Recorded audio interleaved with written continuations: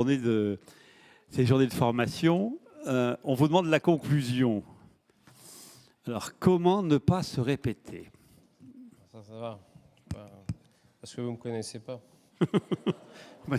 C'est pas le risque. Alors, je vais essayer d'être bref, pour des raisons évidentes. Je ne l'ai pas dit, là. Contrairement à ce que vous pensez. En revanche, j'aimerais ne pas être interrompu. Non, c'est l'élégance de l'orateur que de choisir son tempo, vous comprenez? Alors, de la nuisance au trouble, c'est le sujet qui nous occupe, et il nous occupe sous des prismes extrêmement différents. Dans le vocabulaire, si on écoute cette journée et qu'on relève le nez européen, être directeur du contrôle du spectre, parler de mobilette et des effets d'amour disparus des vieux, j'ai pas compris. Il y a une sorte d'interrogation, est-ce qu'il est possible de trouver à tout ça une forme de synthèse? Alors oui, il y en a, parce qu'en fait, transcende derrière les 1000 présentations, y compris celles qu'on vient de voir, c'est-à-dire la mise en œuvre de ces principes d'action, une logique assez commune. Et c'est ça que je vais essayer de dégager à travers ce qu'on a entendu. En fait, il y a un rapport profond dans tous ces propos entre la norme et l'homme. Voilà. Et donc c'est finalement un sujet là essentiel, norme technique, puisque c'est de ça dont il s'agit. Et finalement, c'est souvent cette espèce de contradiction qu'on a vue au passage et que je pense l'expert doit finalement dépasser pour aider le juge qui, lui, pratiquera la norme à mieux appréhender le droit pour rendre une justice utile et équitable. Et on rappelle le principe du syllogisme juridique. Il y a dans le droit, en fait, deux fondements factuels essentiels dont vous êtes les arbitres du quotidien, à savoir l'appréhension du fait initial dont vous êtes saisi par la mission, qui va mener, par l'application des normes, et là c'est vrai que les magistrats reprennent la main, à une solution. Voilà. Et le procès, ou la médiation, ou la conciliation, ou la réunion de syndic de copropriété est en réalité toute une recherche d'une bonne solution au travers des normes juridiques et des normes techniques.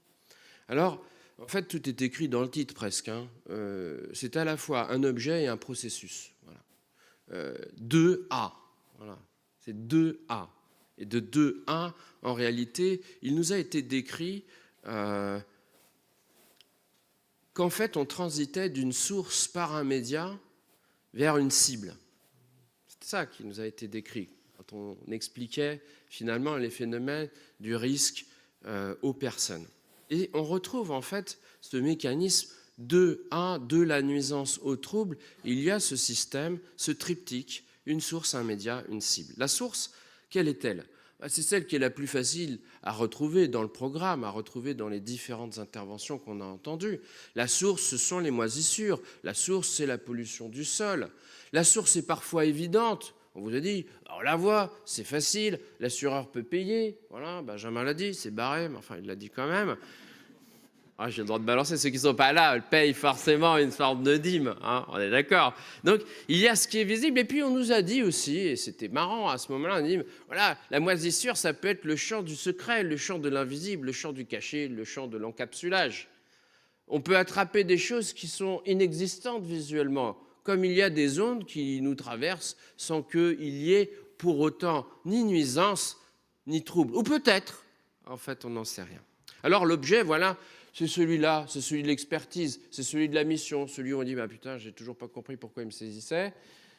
Et là, je ferai quand même une petite remarque pratique. Je sais que les missions doivent être bien rédigées. Enfin, quand on monte parfois des pourvois à la 3e chambre civile pour dire qu'il s'agit d'une mission générale qui constitue une pure délégation de la force d'autorité du juge, il est réputé non admis.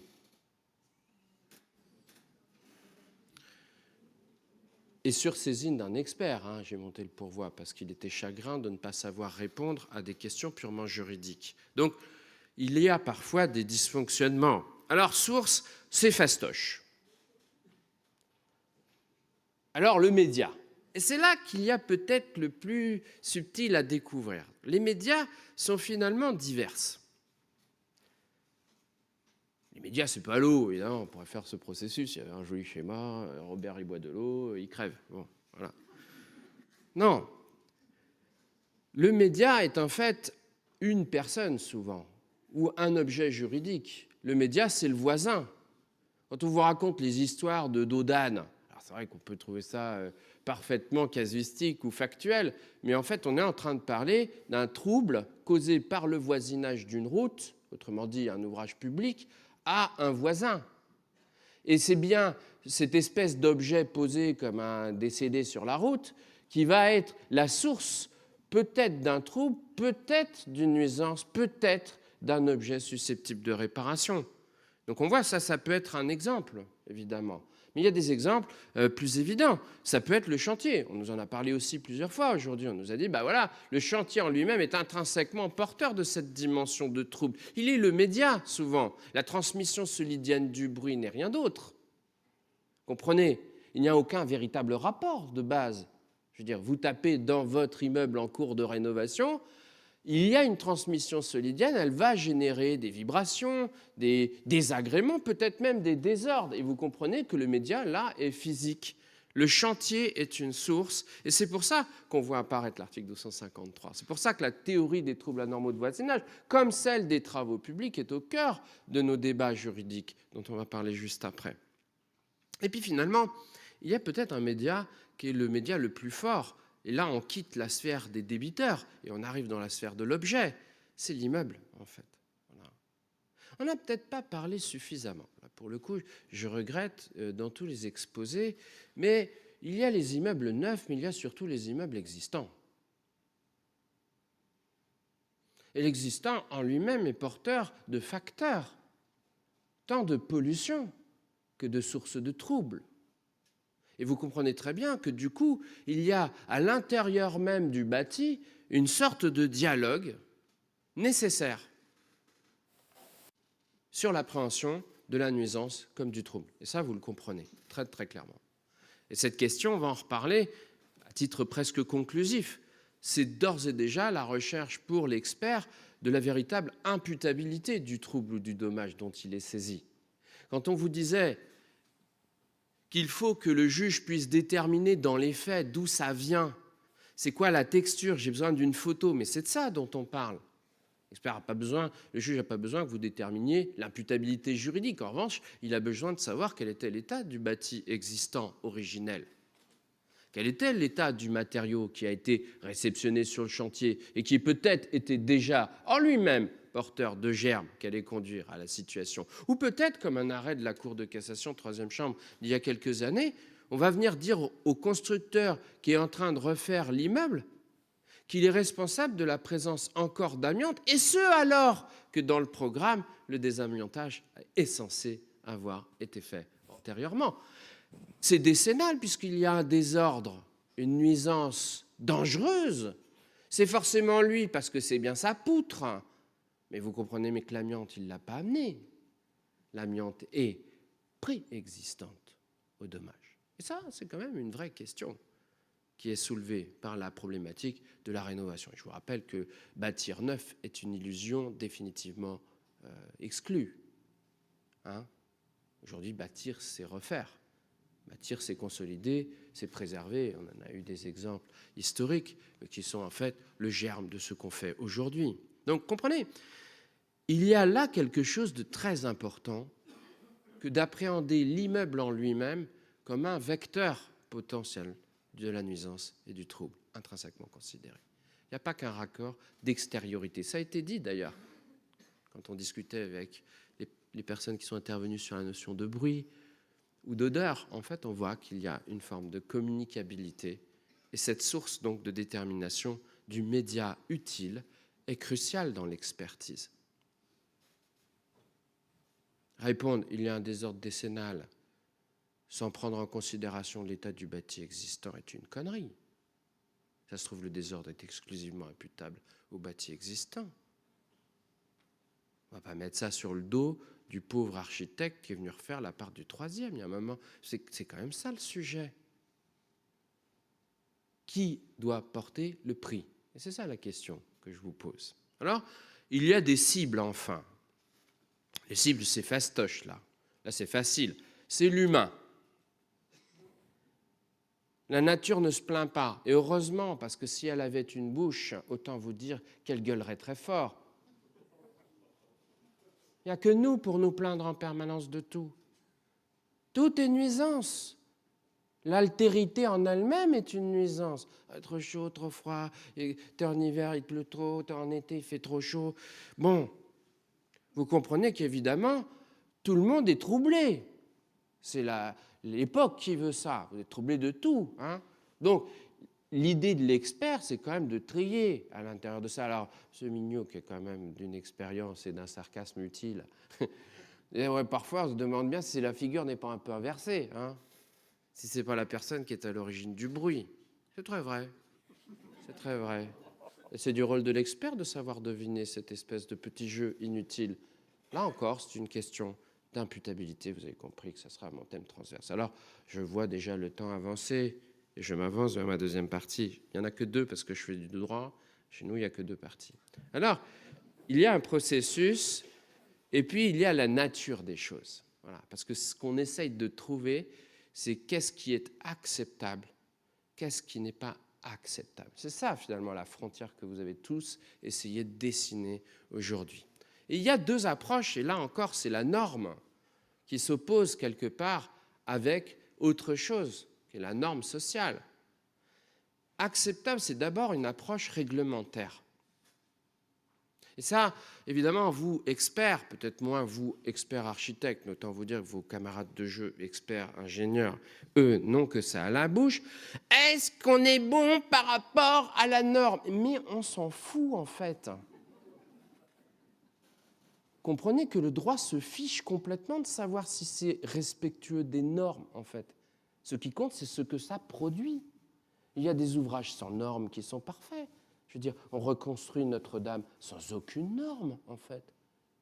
On regarde comment on fait les anciens, c'est bien documenté, on met du bois vert, très vert, hein, très très vert, hein, 60% d'humidité sur les pièces de charpente, hein, autant vous dire, super vert, quoi. Hein.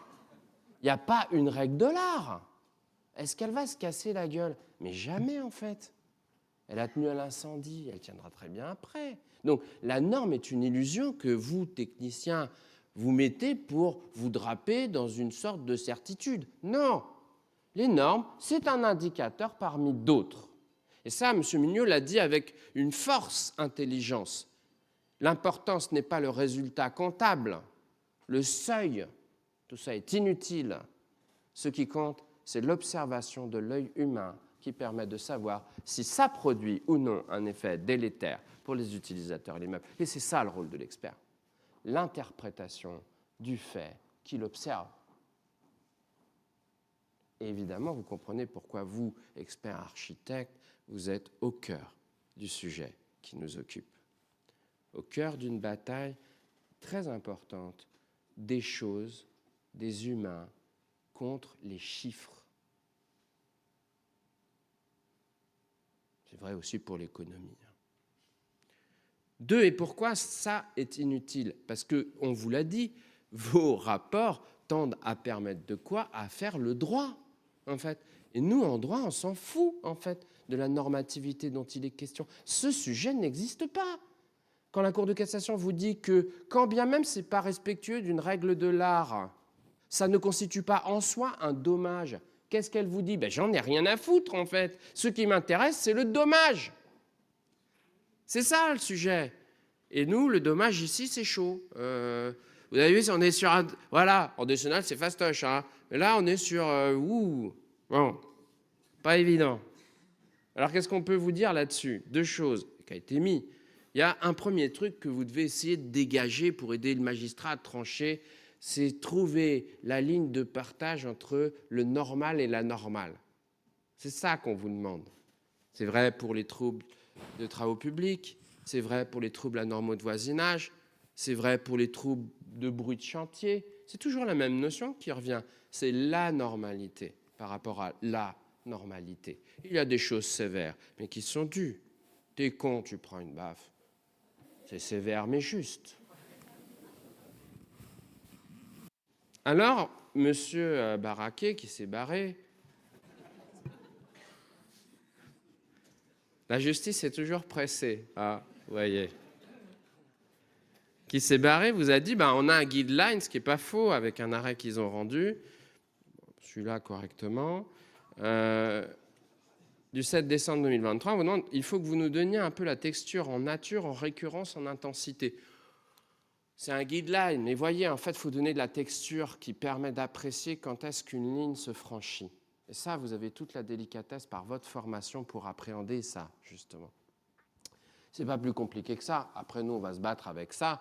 Mais arrêtez de rendre des rapports aseptisés, inutiles, avec des tableaux, des chiffres. En fait, donnez-nous l'analyse, l'expérience que vous avez quand vous observez une fissure. Oui, c'est hyper important. Il y a des fissures qui ne sont pas du tout graves, même on peut passer la main dedans. Il y a ce qu'on appelle des dommages physiologiques et non pathologiques. Quand vous faites des MH, vous voyez des trucs qui vivent très bien avec des fissures. Ça va très bien. Par contre, il y en a d'autres, même un peu... Celle-là, j'aime pas. Ça racle un peu la porte. Comment vous dites? Vous avez déjà raboté 2 fois cette année? Oui. Monsieur, on va appeler la police tout de suite. On va saisir le TA. Alors, ça, c'est la première chose qu'on vous demande de faire. Et puis, il y en a une deuxième qui est beaucoup moins drôle, parce que là, on arrive sur les sujets. C'est que vous devez apprécier une forme de gravité. Voilà. Ça, c'est très important.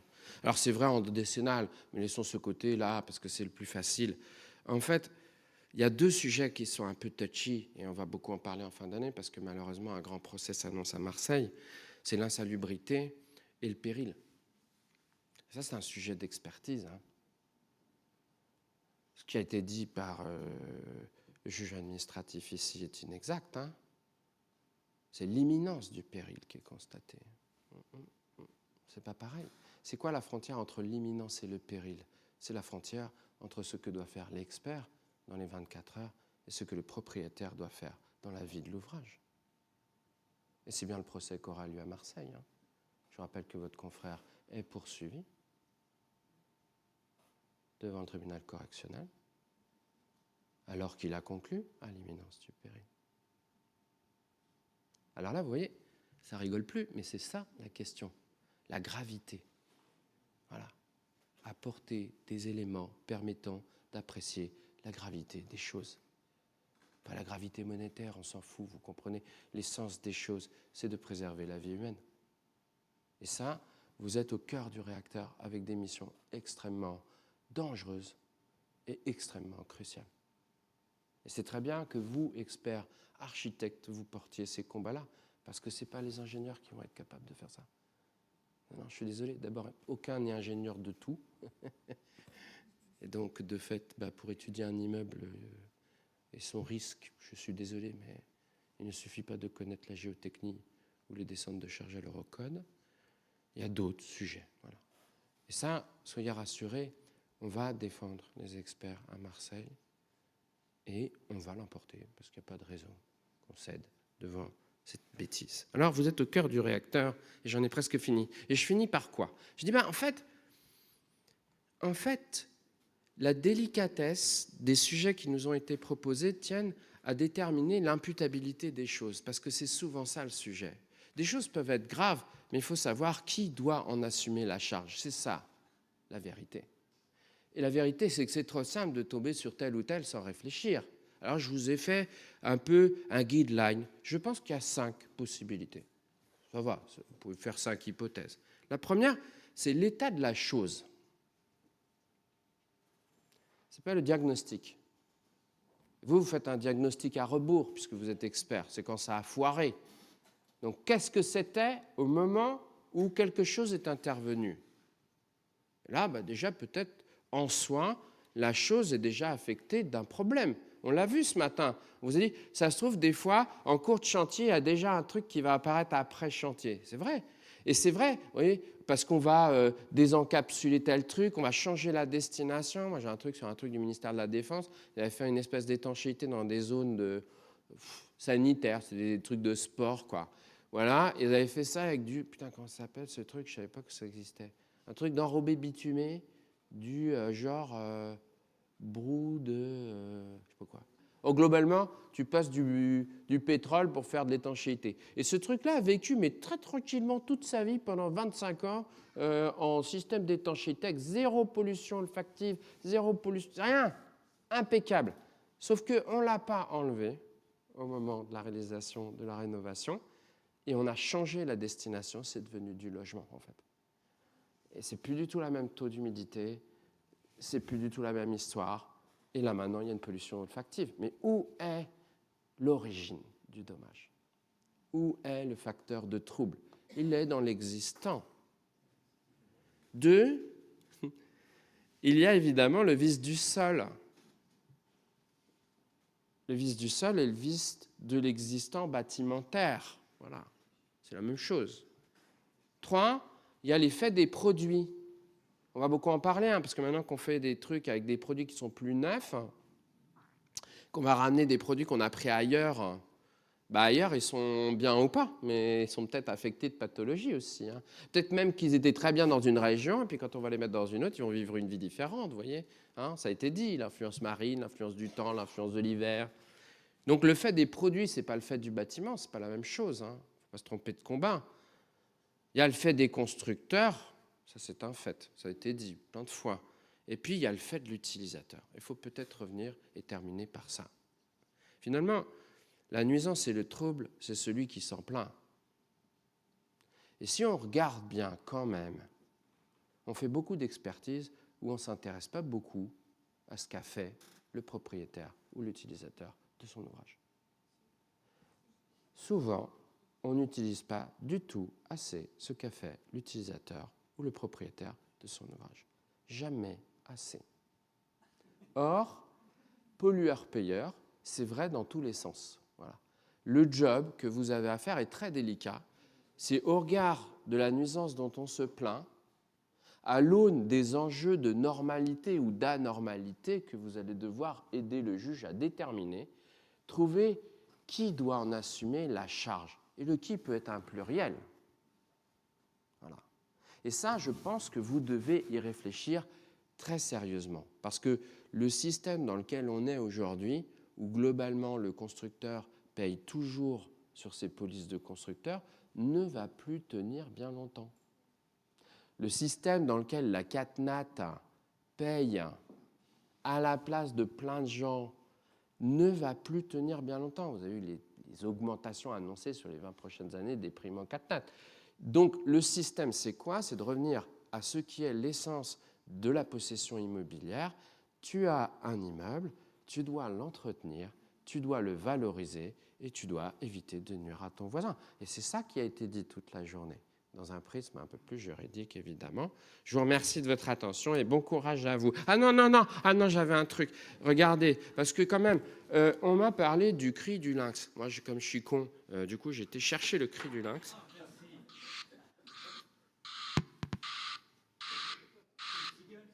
Voilà, ça c'est le cri du lynx. Donc c'est ce qui remplace le... comment c'est? Pip, pip, pip. Je suis pas sûr qu'on gagne beaucoup. Et moi, je propose une autre version. Merci beaucoup.